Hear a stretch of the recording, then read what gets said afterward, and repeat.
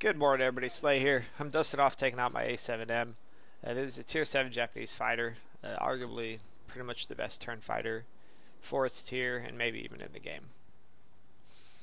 So, right now I'm on the, looks like the Alpine map. We have a couple command centers, a couple airfields. It is me versus a tier 8 platoon, and I get a tier 8 player. So, just thought I'd dust this off this morning, take it out. It's definitely one of my favorite planes for its tier. The guns are just absolutely amazing on it. It's got a tier 7 guns, a couple 20s, a couple machine guns, and this thing just turns on a dime. You can't really beat it. So all I can do for the command center, as you carry no ordnance, you are a typical fighter in this thing. All you can do is come in, kill these air defense aircraft, move on to an airfield. Most likely the enemy will be going that airfield far to the east. So I will probably go meet them there. If we can stop them from capping their airfield early, then our bombers will definitely hit their command center. But look at that turn. These are A6M2s. Obviously they weren't really trying to turn on me. They're in bot's hands, and their flight characteristics might be less than mine. But yeah, this thing is no slouch when it comes to turning on an aircraft and just wiping it out. Unfortunately, I have to leave this in my team's hands now. The whole team went down there. I don't think we have any GAs. We have a GA and he decided to die, so that happened. We have our airfield, which is actually good. It's kind of good that we're capping this slow. Now if they get their command center before we get our command center, well, we're both going to be in this situation. Looks like we both have no GAs, so we're kind of, yeah. So I'm going to come in here, and this is going to be most likely certain death, as there is just a ton of planes. So I'm going to try and draw them out and maybe dogfight around the mountain here with these bots. They're all coming right at me. I got F4U, fighter, so a couple multi-rolls, whatnot, and I imagine there's more behind them. I just can't see it. So what I'm going to do is single out the one, use the mountain there, and yeah. So I want to basically try and limit the line of sight of those other multi-rolls as I'm killing this guy real quick. And now I'm going to turn on the other two. Here they are. And I know I'm not fighting over any cap, but I didn't want to go into their cap and die. You're going to make no progress on a cap. Ow. Yeah. It's kind of rough when you have so many planes on you. So let's see if I can knock something out quick here. Haven't seen their players yet. I imagine they went down to the command center, and this might actually be my death. So I'm piloted right now. I have something coming head on still. It's another F4U. I can try and do my turn, but yeah. I just want to drag them out. I know it didn't seem like I was doing much there, but I pulled them out of their airfield, and now I can actually respawn at our airfield and go assist with that command center. So I'm going to go down here, probably run into the pilots, I'm hoping, but maybe not. But I could at least, at a minimum, come down here, kill me some bots, and then move on to the middle. This map, unfortunately, there is hardly any caps, and if you look, my whole bot team is just swarming in the middle there. I feel sorry for anybody who's getting in that. But you generally just want to play to your strengths, and this thing's strength is turn fighting, obviously. So I'm just going to fly around, capping as much as I can by killing bots, and then moving on to engage airplanes. I can't do anything more than that. But at the same point, you don't want to be a hindrance to your team. And what I mean by that is you don't want to go into a cap against super uneven odds, like that airfield was going to be. You're talking 4-1, 5-1. You start facing those odds, there is nothing you're going to do unless you just have an extremely lucky game, and the bots are just completely dumb. Which I've seen and I've done, obviously, in the past, but it just doesn't happen as often as, you know, to be a reliable tactic to just fly into an airfield full of mobs. So that's why I tried to draw them out, which I did. And I draw them out over our command center. But now we just took their command center. And now I'm going to move and engage me some, that looks like GA. Now this thing, you don't want to get behind a GA. If you get behind a GA, you're just asking to get killed by his tail gunner. Now obviously bot GA doesn't have the best tail gunner, but in the hands of a player, yeah, you're literally just asking to die. Because they could just get in that seat and just tear you a new one. But as you see, this thing has the firepower to just eliminate most planes of its tier. And it really works. It really does. Now, if you look here, our bombers are still going their airfield.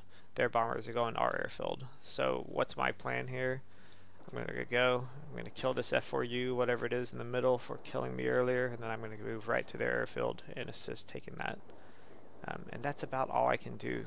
Again, with no GA, I'm really at the whim of my bombers and my other player in his 262, which I think he carries rockets or bombs. I could go up there and defend.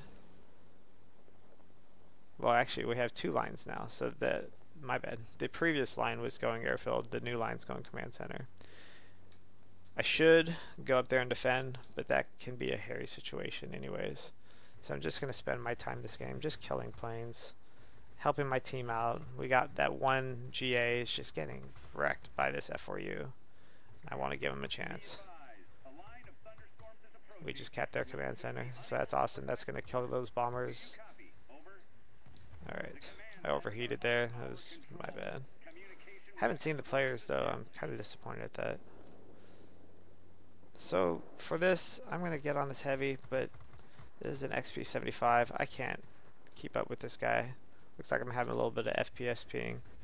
Best I can do is shoot him a couple times, but I'm definitely going to focus down the F4U. You always want to go with someone you know you can keep up with. And always check your 6. So if you look here, incoming Spit 9, get on him, do as much damage as you can, turn around, finish him off, and then get on something else as quick as you can. Because now we're in actual furball. That A7M was still there. I want to scare off this P47. Turn on the A7M. He's not really interested in me, but he's weak health. Probably shouldn't have turned my back to this I-220, but I didn't see him coming. So now we're actually in a real fight here. This is fun. But, you know, you're just playing it slow, taking caps when you can. And the whole point of this game, you know, as you all know, is just to stay one step ahead of the enemy. And that's all I've done here. I've just made sure that we've always had one more cap than them, and that we are just, you know, if they cap something, it's because we have just capped something. We're in squall line now, so anything I kill, including myself, which I need to watch out for. Here's that XP75 or something. Ow. I'm at 1 health in squall. This is fight or flight now. So I'm going to go out to the Spit. We just got complete control of the skies. Now it's all about surviving. Probably a plane that I ignored is coming back at me. And you always just want to be looking around you. My pilot's dead. Can I kill this Spit before superiority? No. But you know what? Not a bad game. 11,400 score. Let's go back to the hangar. Briefly talk about this plane. And hopefully I demonstrated exactly what this plane can do. A lot of people, when they face this matchup, you go into a game, you see you're facing a up-tiered flight, you're going to just automatically just feel discouraged and you're going to give up. Hopefully with my videos, I don't give that impression that I'm ever discouraged. I take every game and I look at it like a chessboard. You always are in control of your pieces, right? So if you are constantly contributing to what the game mode is calling for, if you're constantly planning your next attack, being surgical in everything you do, you're going to be able to win that game. Not all players follow that tactic. A lot of people just fly to fly. You don't know the skill level of your opponents. They could be the best players in the game. They could be the worst players in the game. You want to just move in. You want to take caps that are important. You want to plan your next moves 2 or 3 steps ahead of the enemy. When I take something like an airfield in a map that has a command center, I'm I'm planning for that bomber route. When I take the command center back later on, again, I'm planning for that bomber route. You have to use the map to your advantage, and by that, I mean it also counts on what plane you are flying. So if you are flying a fighter, you know the only thing you can do is kill planes, unless you somehow carry ordnance, but I don't know very many fighters that carry ordnance. So if all you can do is kill planes, play to your strength. Go to a command center, wipe out some bots, move on. If you know that the whole enemy team was in the airfield, like I just proved, then you want to draw those bots out, move them away from that airfield, because then that's going to make less bots in that airfield for your team to come in and kill, which didn't really happen there, but it maybe contributed to my bombers doing a little bit more damage than they could have. What those bot swarms will do, they'll just fly up to your bombers nonstop. Everybody's seen it. You got 2 bomber paths, and literally the players are the only people flying around to the caps. That bots, literally 100% of the bots are flying to the bombers and just swarming the whole game. It makes for a really boring game. So if you can kind of control the direction that your bots are going to go, I know you can't tell the bots where to go, but if you can control the direction that they're going to go by taking a certain thing, or by even just going up and helping them kill the bombers for that second. If you're in a flight with somebody, there's nothing that's stopping you guys from one guy going and killing the bomber flight that's already advanced mostly towards the cap, and then one guy going and killing the bomber flight that just spawned. When that happens, 8 times out of 10, if your bots are worthy, they're going to move off the bomber flight and they're going to just go to something else. That might screw you guys, because then you're going to have to commit one of you guys to killing that bomber flight, since the bots will no longer do it. But if the bots don't have anything to target, they are just computers. They are programmed to hit the bombers if there's bombers. But if they have no bombers to target, they're going to move to the next thing, the next priority. And as long as you guys are keeping those bomber flights, killed before the bots, um, get close enough, then you're going to be able to keep those bots going in a direction that, sometimes will be better for you. I've seen it suggested by people that, people wish that you could control the bots and tell them where to go. I don't know how I feel about that, only because this is an online game, and in all online games you have trolls. I could just picture one troll player just nonstop telling the bots to go to the corner of the map. You know what I mean? So definitely not a good idea. So with that said, as I was talking about, you want to play to your strengths. I was in a fighter. I kill fighters. If you're in a multi-role, always go and help your GAs if you have them. If you're in a GA, obviously your strength is killing mining plants, killing military bases, taking those missile bases, but you have to prioritize things. So in my opinion, people will tell you, okay, in a GA, the most important thing on a map is a mining plant. While that can be true if there's nothing else, the military base is equally as important as a mining plant.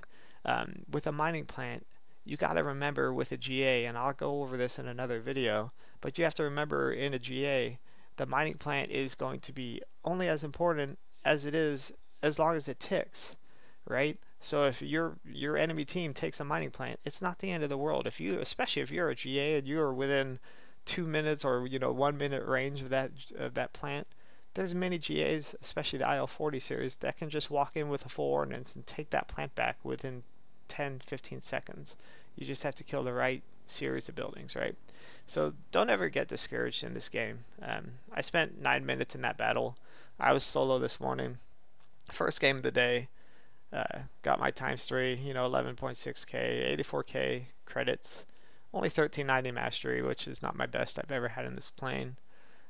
So it's kind of an average game, but you just don't give up. As I said, a lot of people, the minute you go into this game, they're going to be discouraged. And I know I have a lot of friends that would never fly solo, because this is the one thing they fear seeing is an up-tiered platoon, or flight, sorry. Platoon is in World of Tanks. So I mean, you can't get into this game and just be discouraged by these people.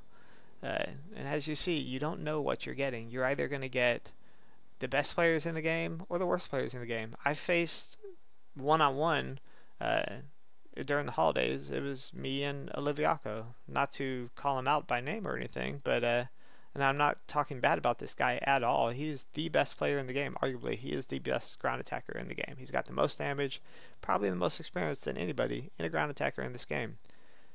he's the last person you want to see when you're facing solo, but we still won the game. So even the best players either A, have bad games, or their bots just don't work for them and your bots do. So I mean, you don't ever want to give up no matter what you're seeing in the game. Um, I've come across people from my clan in a flight, and yeah, it's always 50-50 when we see our own people in a flight. Um, but again, you just don't give up. So let's go real quick. Sorry, a little rant there. Um, I just, yeah, there's a lot of toxicity in this game, even World of Tanks and other games like that. There's just so much toxicity of the players that just want to give up. And the game isn't lost until the game is over. The game isn't won until the game is over. So you always have to play to your strength and just continually do what you do best. And the majority of the players out there are good pilots, but I think what's happening is people are just getting discouraged and losing the game before it even starts. So with that said, this is an A7M. Typical equipment you're going to run on a fighter, at least a turn fighter, in my opinion, is the engine tuning, lightweight airframe, and improved covering. The engine tuning, I definitely recommend getting Injiguro and engine tuning on all of the Japanese line because they are slow. They are a turn fighter. They are slow to get to where they're going. So you need as much engine power as you can. Look at that airspeed, only 650 at tier 7. There's planes that they just do it better. Do it better. You know, the heavies aren't much faster, but you got the Meteor with 700. Spitfire is not much better, better 670. So I mean, these are all turn fighters here. Even though look at the I-220 Russian series, it's got better airspeed. So again, with that, you want to always get as much engine power as you can. I mistakenly said earlier that this carries machine guns. It does in the beginning, but you upgrade to the 220 mils. And the cool thing about these is once you unlock one of these 20 mils, it goes straight to the other one.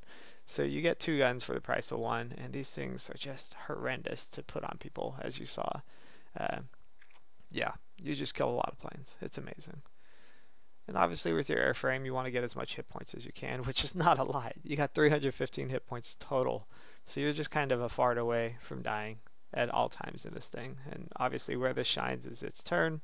You got 8 seconds average turn time. Your rate of roll is only 100, so it's not the best roller. But man, the turn is just so good. Stall speed is 90, so it's not the worst at climbing up and seeing people.